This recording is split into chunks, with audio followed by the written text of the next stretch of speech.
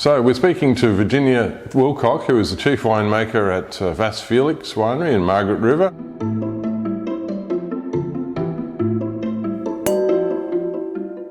Welcome, Virginia, and congratulations on being one of the Real Review's top wineries of the year 2022. Thank you so much, Huon.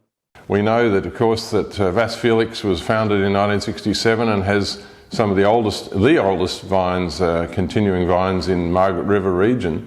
Dr. Cullity was the great man who planted the place. How lucky was he to plant that site, or did he know what he was doing, or quality begins in the vineyard, we know that. So a lot of it is down to where the vines are grown. Was he lucky, or was he very clever? No, I think, probably a bit of both, because no one really knew what sort of Margaret River, what the performance potential really was. But he did do some serious work he was very specific about the type of soil that he wanted and how that, what sort of piece of land. So he did spend quite a bit of time finding the right piece of land. And fortunately, the varieties that were available at the time was Riesling, Shiraz, Cabernet and Malbec. These days, the Riesling's gone. It wasn't the best site for Riesling, but it's a beautiful site for Cabernet and Malbec. So, of course, they remain today. Yeah, Malbec's a bit of a feature of Vasse Felix, isn't it? I suspect it's partly traditional because Tom Cullity planted it as well as Cabernet in his original plantings, but there's something about the synergy, is there, between Cabernet and Malbec in Margaret River specifically? Absolutely. The Malbec, both of these old clones arrived in Western Australia in the 1850s. So they're remarkable ancient old clones that just have this incredible performance. And in those days, in the 1850s, they were the ultimate blenders in Bordeaux.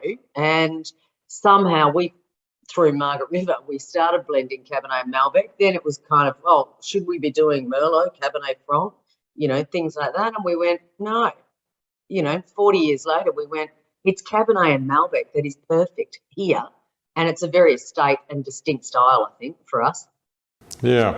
People talk about Cabernet having a bit of a hole in the middle and it needs to be filled up with something else like Merlot, Cabernet Franc, Malbec. Malbec does the job for you. Yeah, I don't like to think about filling up holes, but I think about supporting the endearing shape of Cabernet. And I think they sit so beautifully. And remember, we're making very, very unique Cabernet Malbec blends here in Margaret River they don't look like any Cabernets from anywhere else in the world. And I think it's a beautiful, elegant style that has an intellectual shape and a very sophisticated style about it. So I don't like to really think about filling the hole, but having a supporting and unique structure that's ours.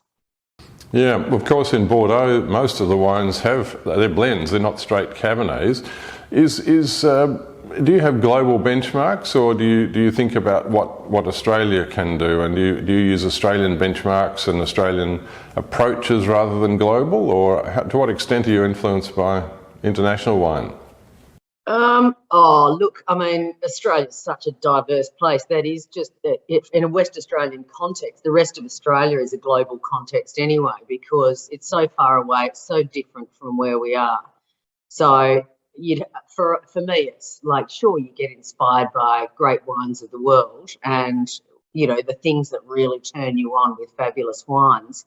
But the inspiration, I believe, is right here in our land and just finding what this land does best and creating our own new style. And I think that's been the journey for me at Vasse Felix, is discovering how Margaret River can be unique and endearing as a wine proposition, not trying to copy anyone else. Sure. One of the things that always interests me about Margaret River is that it's a very maritime region, of course. It's right by the sea. And you produce the great varieties that Bordeaux produces because it's right by the sea. And Sauvignon Blanc and Semillon and blends of them are the white alter ego, I suppose, of the Cabernet blends. Is that a real thing? Do you think that the two natural bedfellows, those white blends with those red blends? No, I think Margaret River's thrown all that out the window because Chardonnay is such an extraordinary performer here in this maritime environment. And I think in some ways it outdoes as a performer the Sauvignon Blanc and Semillon blends. But our journey in Sauvignon Blanc Semillon is another journey of discovery about how can Margaret River make it unique and different. There's no question that Sauvignon Blanc, as the mother of Cabernet, behaves a little bit like Cabernet here in Margaret River. The terroir, the climate is actually saying, it has structure, it has tannins, it has savoury perfumes. It's a very powerful and strong wine, which we see Cabernet is too. So there is some, comparison that can be made, but how to bring that into a beautiful white wine is another journey unto itself. Yeah, I noticed that you don't try to make a New Zealand style Sauvignon Blanc. You've been using more and more, artifact, I suppose, barrel fermentation being a key part of it. And this is part of your journey, I guess, to make a distinctive style. Oh, we're using skin contact, which of course you do for Cabernet because it looks a bit like Cabernet. Why don't we ferment it like Cabernet? So I think that the land is telling us a story that allows us to be creative and see what can be done. Yeah, and maybe in Bordeaux, if they planted Chardonnay there, they might make great Chardonnay there too. Who knows? Yeah, exactly. Inhibited by rules, which we are not.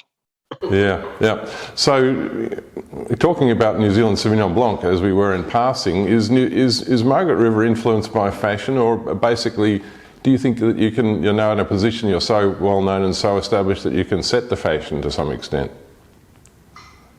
I don't think we're influenced by fashion at all. The fact that we stuck to our guns with Chardonnay when Chardonnay wasn't cool.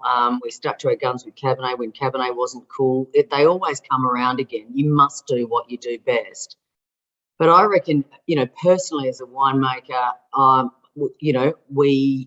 one of the fashions is in the natural wine scene where, there's a lot of, crazy styles of wines being made and put out there. And I would say that is a bit of a blessing in the loosening of people's palate perceptions, and that it's allowed us to discover more the journey of our own vineyard's life in a much freer way, because people's palates are getting a little bit more, they're not as constricted in what they want to drink. So there's a bit of thanks to that side of life, and it's allowing us to show more of what Margaret River does best, I think. Yeah. I wonder if you've got any fancy ceramic eggs or amphorae lurking in the back corner of your winery. Yes, we do. Well, what have we got? What can we expect in the future from Vasse Felix? Is there anything in the wings that we should know about? It is the winemaking journey is a very, very long one, and we're not in it for the short term. So the journey of discovery will always continue. Certainly, we're on a path to more sustainable, grape growing and winemaking. And we're we're trying to work out how we can work with that style and the equipment that we use and the, amphora, because they breathe like a barrel, but they don't have the flavour of a barrel. Can we work with that and therefore not be buying trees from France? The journey is really long and it's a really beautiful journey, but in no way would we do a massive right-hand turn and disrupt the beautiful wines that we've created thus far, and make something completely different, because I think what we've got in Chardonnay and Cabernet is very reflective of our vineyards and the quality of that vineyard classification. So we do have to be very, very careful. We're happy to move very, very slowly, but we should never stop learning from what could be possible in the future. Yeah.